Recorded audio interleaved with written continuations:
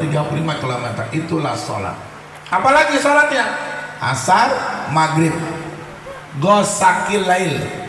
Kata Allah, kerjakanlah sholat olehmu ya Muhammad ketika tergelincir matahari sampai dengan masuk gelap malam. Ada dua, ada gelap, ada malam. Sholat gelap, matahari nggak ada, namanya maghrib. Maghrib itu bahasa Arab artinya terbenam.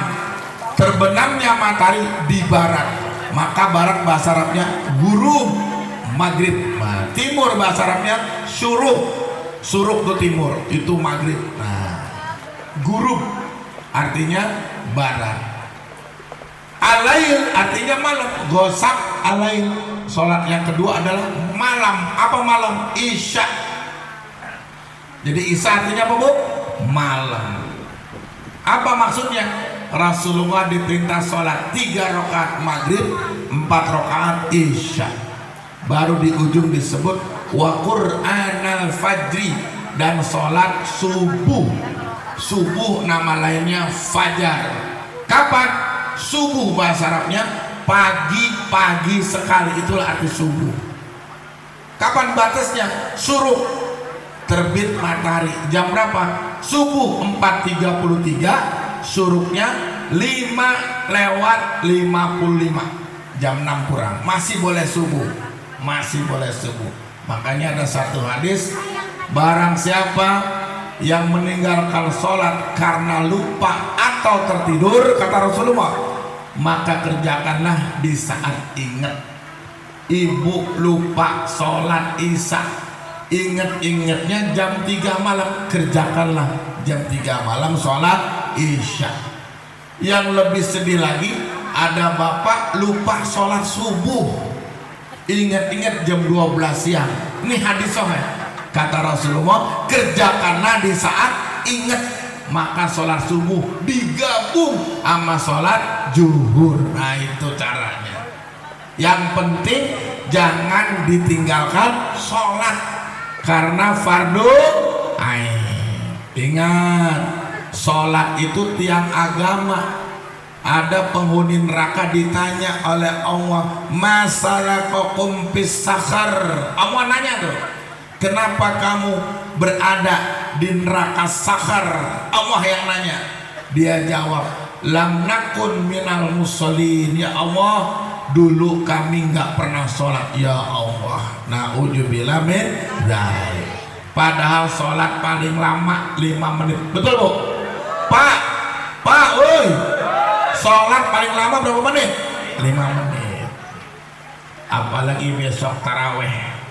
Makanya saya kalau ceramah di mana masjid, nasihatin para imam, kalau taraweh imam jangan terlalu lama. Bu, ibu mau panjang apa mau pendek? Ibu senengnya panjang apa pendek? Bu, pendek betul ya? Bagus. Nih bapak, Pak, seneng lama apa seneng cepat? Seneng lama. Besok terawih lamain aja. Makanya para imam dicetak supaya ngelihat jamaah. Kalau jamaah sudah batuk-batuk, sudah dehem-dehem, itu artinya imam gak disukai. Maka cepat-cepat beranjak, cari aktivitasnya apa? Disegerakan sholatnya, nggak boleh dilama-lamain. Tuh, tidak ada hadis Rasulullah marah sama orang sholat yang cepet-cepet, nggak ada hadisnya. Cari hadisnya, tidak ada hadis. Ini Ustaz Rahmatullah cari hadisnya di buku manapun, tidak ada hadis Rasulullah marah sama orang atau imam yang cepet-cepet, nggak ada. Yang ada hadisnya, Nabi marah sama imam yang bacaannya panjang, marah.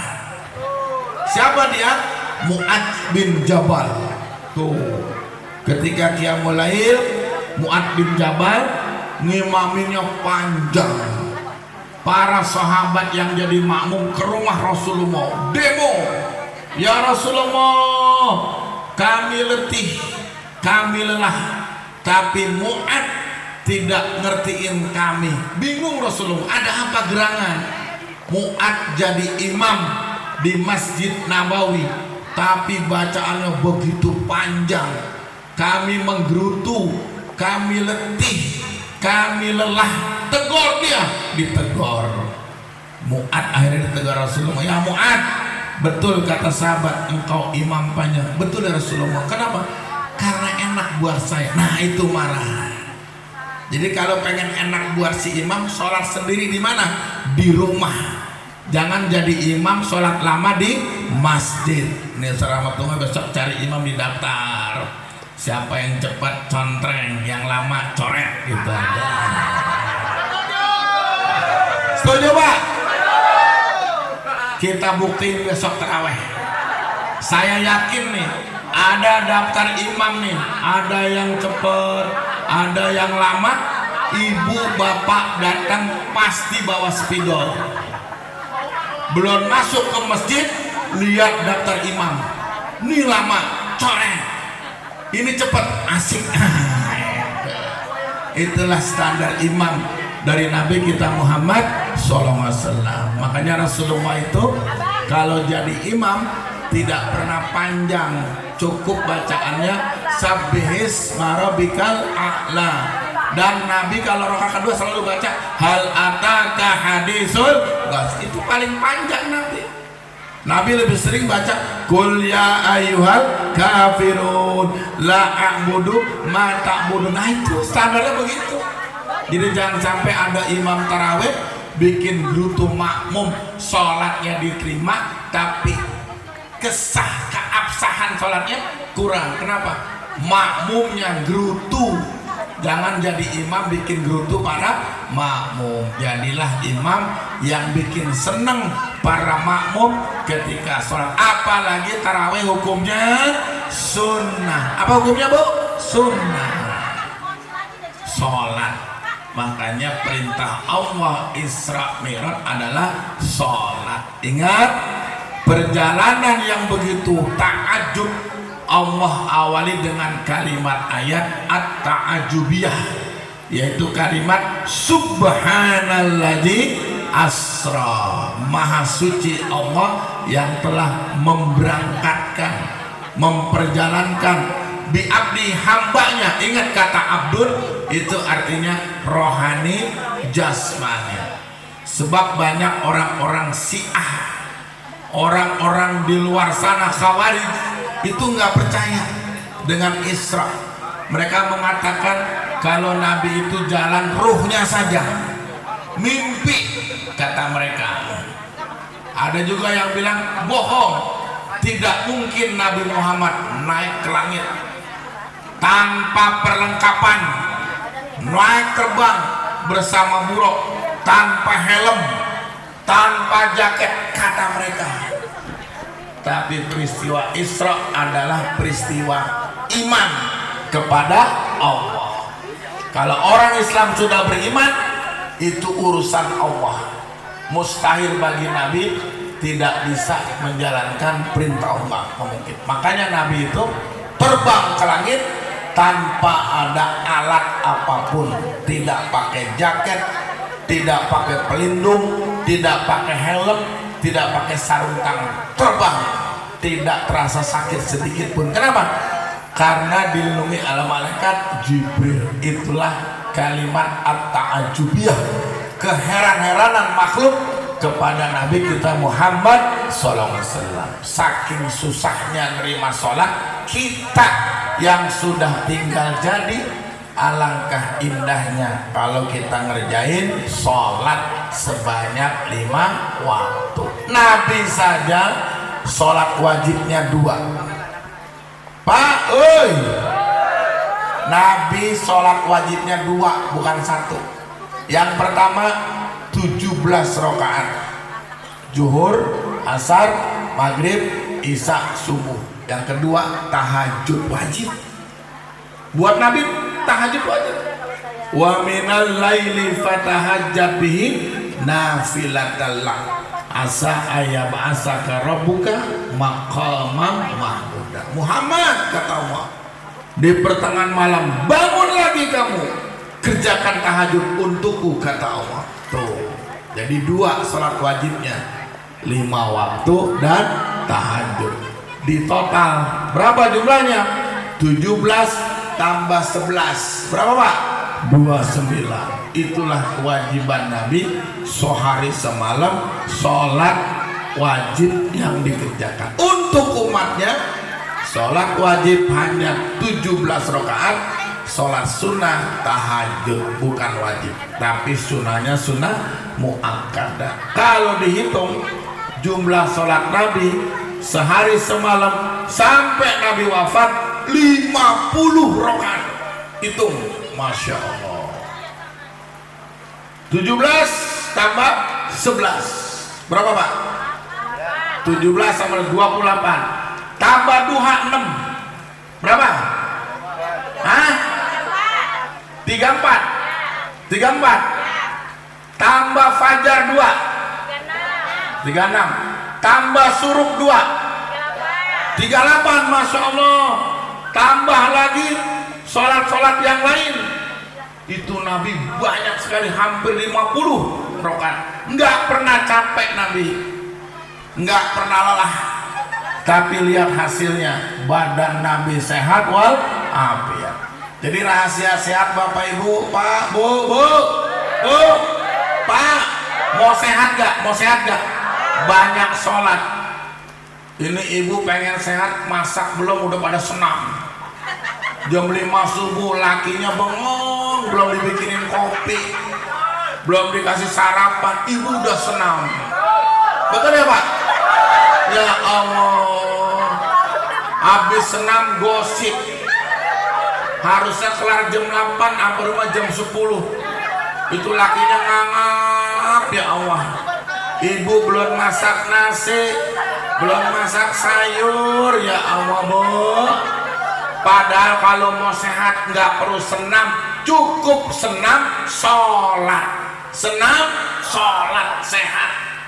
Bagaimana caranya? Berdirinya agak lama, rukunya, kalau Bapak yang punya HMP, kalau pengen sembuh, rukunya lamain, sami Allahu liman hamidah, sujudnya lamain sendiri, tapi ya duduknya lamain, insya Allah sehat. Amin ya rabbal. Senam boleh Bu, senam, tapi pagi-pagi buta udah senam, belum masak nasi. Betul Pak? Siang bapaknya tuh plengok, ibunya enak, habis senam dapat tentengan tuh lontong sayur. Bapaknya di rumah bengong, lihat ke dapur di meja kosong, nasi belum mateng, kopi nggak ada. Masya Allah Bu, dosa nggak Bu? Pak, dosa nggak Pak?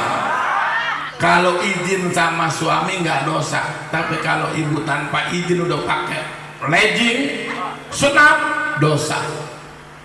Jadi ibu kalau senam harus izin sama suami, bebenah dulu di rumah baru senam. Belum azan subuh udah nongkrong di lapangan, la ilaha illallah.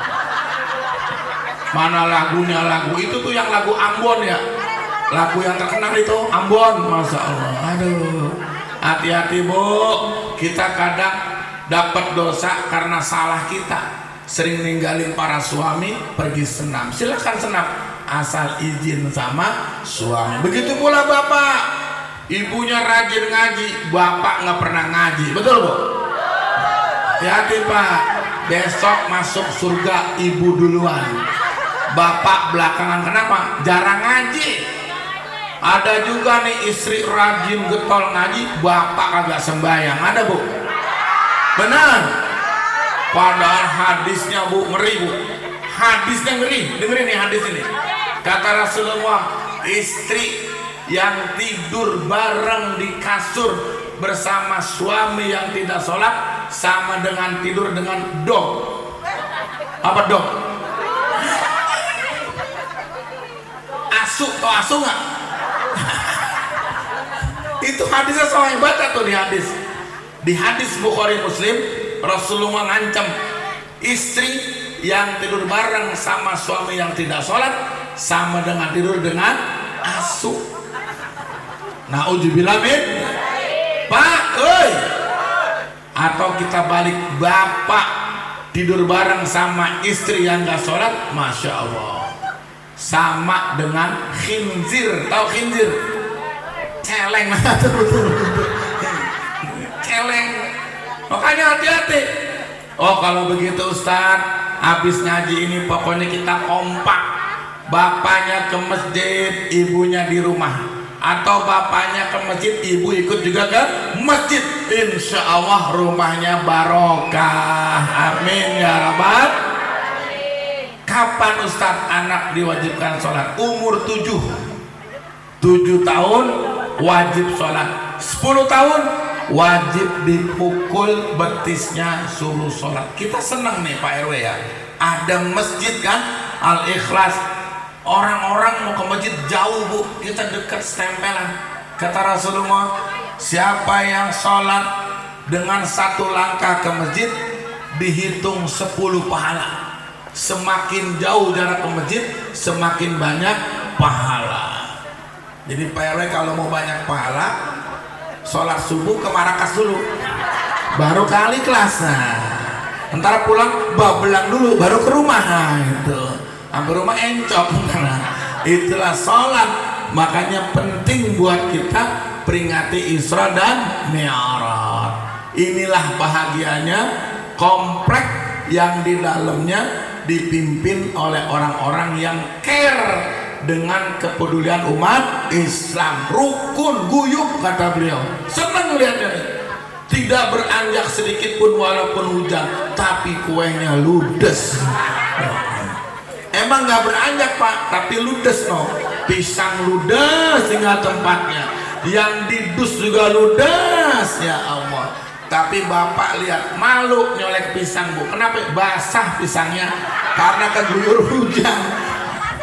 Mudah-mudahan bapak dan ibu sehat walafiat, panjang umur, tetap istiqomah, tetap bersatu di lingkungan kita. Allah jadikan lingkungan kita menjadi lingkungan yang bahagia dunia dan akhirat. Inilah yang saya sampaikan, sedikit tapi mudah-mudahan bermanfaat. Kita doain anak kita menjadi anak-anak yang soleh dan solehah, keluarga kita bersakinah mawaddah warahmah, dan Allah matikan kita husnul khatimah. Yuk kita doa, semoga Allah pertemukan kita bulan Ramadan sehat walafiat, panjang umur, seger buger, dilapangkan rezeki, dimudahkan urusan. Al-Fatihah.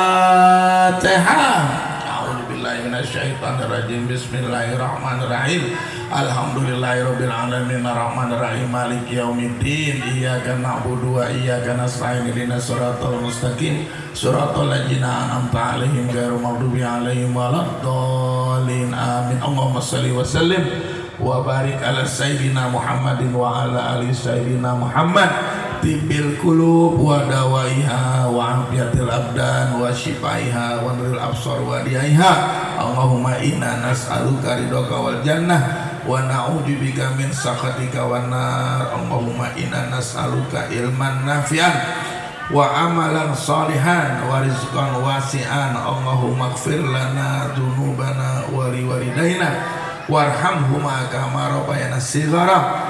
Allahumma barik lana fi Sya'ban wa balikna fi syahri Ramadan. Allahumma inna nas'aluka al-afiyah wa nas'aluka tamamal afiyah wa nas'aluka dawamal afiyah wa nas'aluka syukra 'alal afiyah wa nas'aluka al-ghina 'anil nas. Rabbana atina fid dunya hasanah wa fil akhirati hasanah wa qina adzabannar wa adkhilnal jannata ma'al abrar. Ya Aziz, Ya Ghaffar, Ya Rabbal Alamin. Walhamdulillahi Rabbil Alamin. Mohon maaf. Wassalamualaikum warahmatullahi wabarakatuh.